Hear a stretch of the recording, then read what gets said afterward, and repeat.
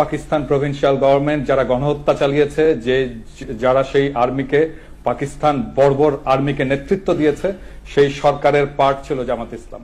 So সেই গণহত্যার, মুক্তিযুদ্ধের সময়ের গণহত্যার সমস্ত অপরাধের নৈতিক এবং বাহ্যিক ব্যবহারিক দায়িত্ব এই সংগঠনটাকে নিতেই হবে, এবং এটাই আজকে বাংলাদেশের তরুণ প্রজন্মের দাবি।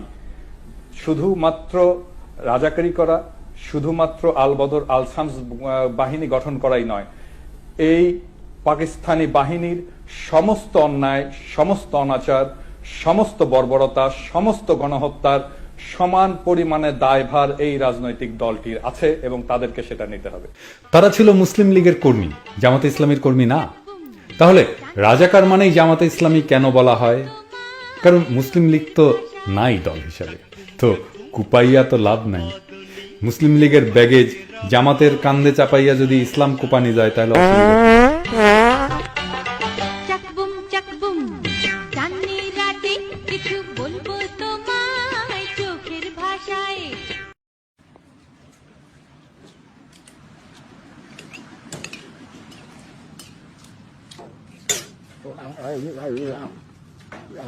Ở